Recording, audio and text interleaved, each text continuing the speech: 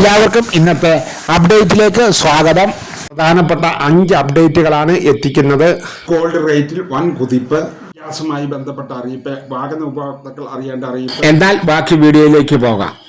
പശ്ചിമേഷ്യയിൽ ഉണ്ടായ സംഘർഷത്തെ തുടർന്ന് ആഗോള ഇന്ധന വിലയെ ബാധിക്കുമെന്ന് ആശങ്കയെ തുടർന്ന് ആഭ്യന്തര ഇന്ധന ശൃംഖലയെ സംരക്ഷിക്കുന്നതിന് വേണ്ടി ജൂൺ മാസത്തിൽ നടപ്പിലാക്കിയ നിയന്ത്രണങ്ങളാണ് കേന്ദ്ര സർക്കാർ പിൻവലിക്കുകയാണ്. നേരത്തെ നടപ്പിലാക്കിയ നിയന്ത്രണങ്ങൾ ഇങ്ങനെയായിരുന്നു. വാണിജ്യ ആവശ്യങ്ങൾക്കായി പൊതു പമ്പുകളിൽ എത്തുന്നവർ അവർക്ക് വളരെയേറെ ബുദ്ധിമുട്ടാകുന്ന നിയന്ത്രണമായിരുന്നു ഉണ്ടായിരുന്നത്.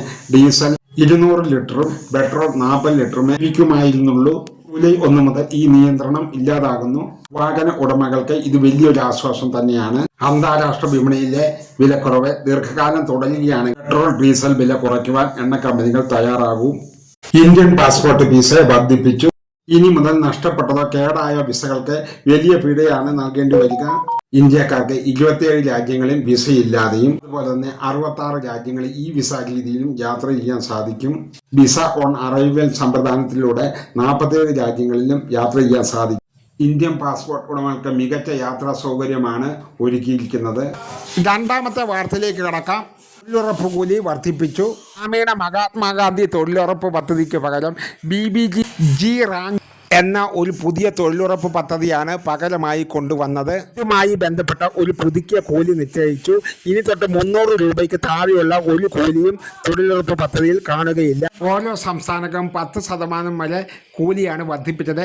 360 രൂപ മുതൽ 409 രൂപ വരെയാണ് ഓരോ സംസ്ഥാനത്തിനും വർദ്ധിപ്പിച്ച തുക. ഹരിയാന, പഞ്ചാബ്, കർണാടക എന്നീ സംസ്ഥാനങ്ങളിലെല്ലാം 360 രൂപ മുതൽ 409 രൂപ വരെയാണ് വർദ്ധിപ്പിച്ചിട്ടുള്ളത്. പിന്നോക്കം നിൽക്കുന്ന സംസ്ഥാനം 25% മുതൽ 15% വരെയാണ് വർദ്ധിപ്പിച്ചത്. ഇത് ചരിത്രത്തിലെ ഏറ്റവും വലിയൊരു വർധനവാണ്.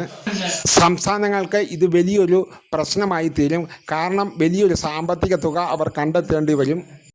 ഇതിലെ വലിയൊരു പ്രശ്നം ഇതുമായി ബന്ധപ്പെട്ടുണ്ടാകുന്ന എല്ലാ സാമ്പത്തിക പ്രശ്നങ്ങളും സംസ്ഥാനങ്ങൾ തന്നെ വഹിക്കേണ്ടി വരും. ഇതിനു മുമ്പും സംസ്ഥാനങ്ങൾ തൊഴിലുറപ്പ് പദ്ധതി നടപ്പിലാക്കിയ സമയത്ത് 2500 കോടി രൂപയോളം കണ്ടെത്തേണ്ടി വന്നിരുന്നു.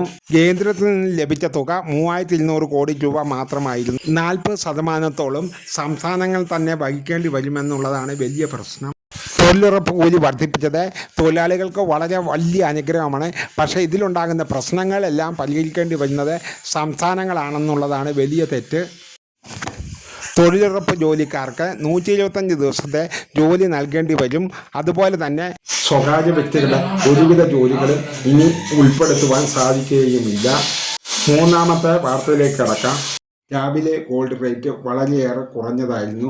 ഉച്ചയ്ക്ക് ശേഷം വീണ്ടും സ്വർണ്ണവില കുതിച്ചുയർന്നു. സ്വർണ്ണവില വളരെയേറെ താഴോട്ട് പോയതായിരുന്നു.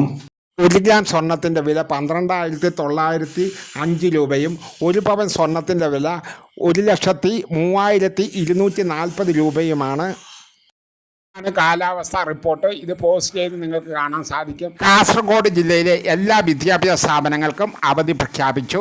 നാളെ പ്രൊഫഷണൽ കോളേജുകൾ ഉൾപ്പെടെയുള്ള എല്ലാ വിദ്യാഭ്യാസ സ്ഥാപനങ്ങൾക്കുമാണ് അവധി പ്രഖ്യാപിച്ചത്. അപ്പോൾ ഇന്നത്തെ വീഡിയോ ഇത്ര മാത്രമേ ഉള്ളൂ. ഇതുപോലെയുള്ള വീഡിയോകളുമായി വരാമെന്ന് നല്ല ആത്മവിശ്വാസത്തെ. Goodbye, good night.